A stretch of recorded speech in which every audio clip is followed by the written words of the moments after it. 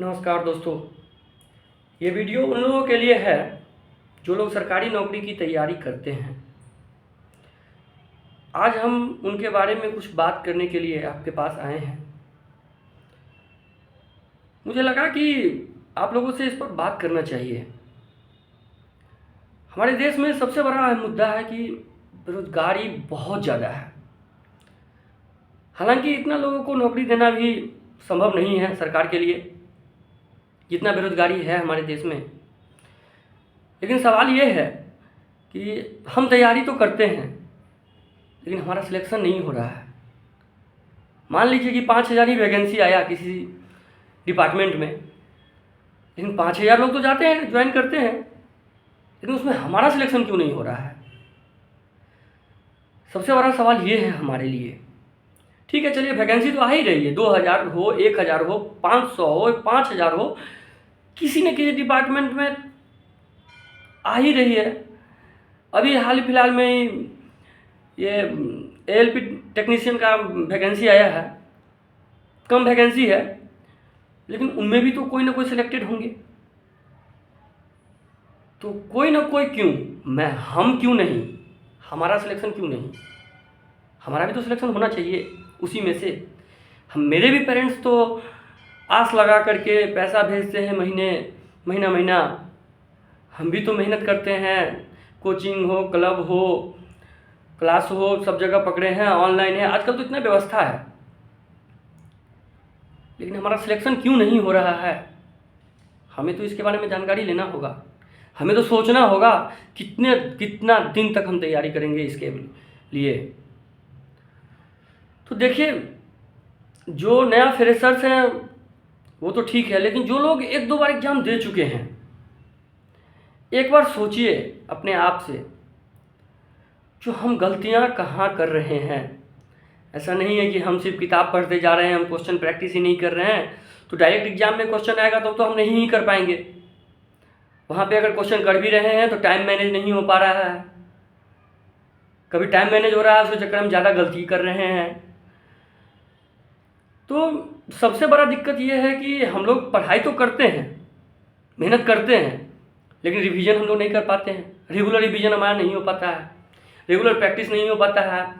कल शादी है किसी की, वहाँ चले जाते हैं, आज पर्व है।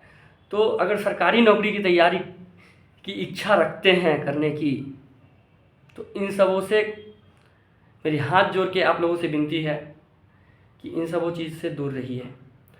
दूसरा चीज़ ये है कि जितने भी निगेटिविटीज़ है जो हमको हमारे लिए कंफर्ट जोन है, लेकिन वो कंफर्ट जोन हमको कहीं ना कहीं से कमज़ोर बना रही है, हमको ये नौकरी लेने में बाधा डाल रही है।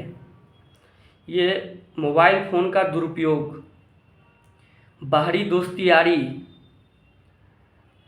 ये सब हमारा कंफर्ट जोन है, इनसे हमको दूरी बनाना है। बाकी तीसरा पॉइंट ये भी है कि हालांकि ये तो प्रकृति का एक हिस्सा है, प्यार मोहब्बत भी लोगों को हो जाता है इस एज में, लेकिन अगर सिलेक्शन की इच्छा रखते हैं तो इससे बहुत ही दूरी बना करके रखिए। ये हम आप लोगों से विनती करते हैं, क्योंकि 2 काम एक साथ नहीं हो सकता है। हाँ ठीक है, सुनते हैं कि यूपीएससी करने वाला लड़का या लड़की का बॉयफ्रेंड था, गर्लफ्रेंड था, तब जाके वो दोनों कंप्लीट कर गए, लेकिन ये सब बहुत कम लोगों के लिए है, हमारे लिए नहीं है। हम इतने पैसे वाले नहीं हैं, हम लोग गरीब लोग हैं। हम लोग के माँ बाप कैसे पैसा भेजते हैं ये वही लोग जानते हैं, कैसे पैसा जोड़ करके महीने में भेज देते हैं, अपने भूखे रह करके, अपना कपड़ा फटा भी है फिर भी चलेगा। तो हम लोगों को इसका महत्व समझना चाहिए कि हमारा परिवार का स्थिति क्या है। और जो सरकारी नौकरी की तैयारी जनरली करते हैं, इतना तो मैं जानता हूँ कि उसमें से 90% लोग एकदम गरीब फैमिली से, मिडिल क्लास फैमिली से होते हैं। अगर हम लोग उतना अमीर होते तो फिर क्या जरूरत थी हमको नौकरी करने की? क्यों नहीं हम यूपीएससी की तैयारी करते या फिर कोई बिजनेस कर लेते, 8-10 साल तक तैयारी करते रहते, सिलेक्शन तो हो ही जाता, 8-10 साल तैयारी करते तो हम लोगों को इसका महत्व समझना चाहिए। और बात रही जो लोग तैयारी करते हैं ना, मैं उनसे एक बात कहना चाहूँगा कि अगर तैयारी करते हैं ना तो मन लगा के कीजिए, एकदम मन लगा के ईमानदारी से कीजिए, नहीं तो छोड़ दीजिए। ऐसे क्यों कर रहे हैं कि लगे हैं हो जाएगा, इस बार नहीं हुआ है तो अगली बार होगा। क्यों अगली बार होगा, इस बार क्यों नहीं? इस चीज़ पर हमें ध्यान देने की ज़रूरत है। और सबसे पहले तो मैं ये कहूँगा कि ईमानदारी से पढ़ाई कीजिए। सबसे पहले आप अपने आप से एक सवाल करके देखिए, क्या मैं ईमानदारी से पढ़ता हूँ? क्या मैं अपना 100% दे पाता हूँ पढ़ाई में? तो आपको जवाब आएगा नहीं, जितना हमें देना चाहिए उतना हम नहीं दे पाते हैं। लेकिन हमें देना चाहिए इतना 100%। जब तक हम किसी चीज़ में नहीं देंगे तब तक हम कैसे उम्मीद करें कि हमको 100% मिलेगा? हम अपना अगर 100% किसी चीज़ में देंगे तभी हमको मिलेगा ना। और सबसे बड़ा एक और फैक्टर आता है ज़िंदगी में कि अगर एक दो बार में सिलेक्शन नहीं हुआ ना तो गांव वाले, घर वाले तो कम कहते हैं, लेकिन गांव वाले, रिश्तेदार सब बोलते रहते हैं। छोड़ दो यार, कितनी की सुनेंगे, बोलने दो, बोलेंगे कुछ दिन, लेकिन जिस दिन सिलेक्शन हो जाएगा ना उस दिन फिर उनका मुंह बंद हो जाएगा।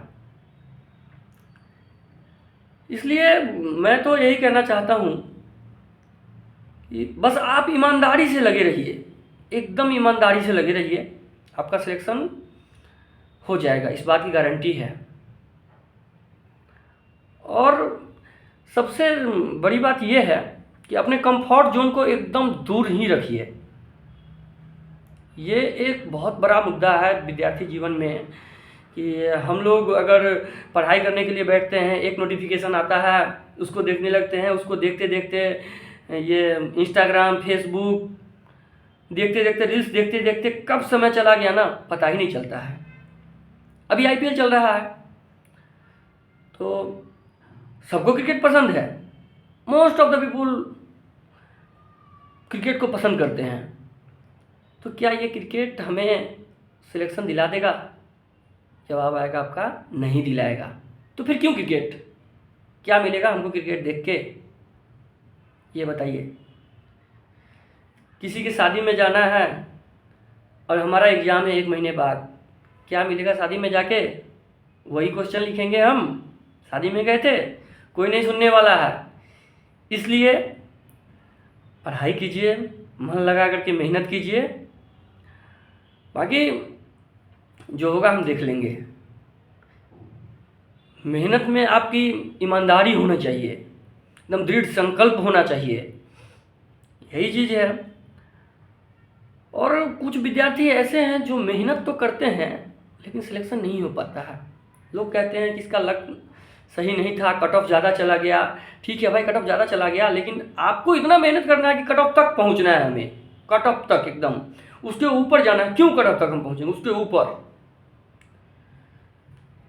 जैसे कि अभी आरआरबी एनटीपीसी का बहाली हुआ था, 2019 में वैकेंसी आई थी, 2023 में ज्वाइनिंग हुआ है लगभग बहुत सारे कैंडिडेट्स का। इसमें सब जोन का अलग अलग कट ऑफ गया है। तो कुछ लोग कहते हैं इस जोन का कट ऑफ कम गया, इस जोन का कट ऑफ कम गया। अरे भाई, आप इतना मेहनत कीजिए कि कट ऑफ से 10 नंबर ज़्यादा लाइए, आपका सिलेक्शन कौन रोकेगा? कौन रोकेगा? तो ईमानदारी अगर किसी चीज़ में नहीं है ना तो भैया नहीं होगा, छोड़ दीजिए पढ़ाई। अगर कुछ करना है, सरकारी नौकरी करना है, तो ईमानदारी से तैयारी कीजिए, एक वे में कीजिए, एक अच्छी प्लान के साथ कीजिए। और आपको ऐसा कुछ नहीं है कि सुबह में पढ़िए, शाम में पढ़िए, जब मन लगता है तब पढ़ाई कीजिए, मेहनत कीजिए। बाकी निगेटिविटी वालों चीज़ों से बहुत दूर रहिए। बाकी मेरा नाम शशि प्रकाश है, मैं north frontier railway headquarter Maligaon में पोस्टेड हूँ।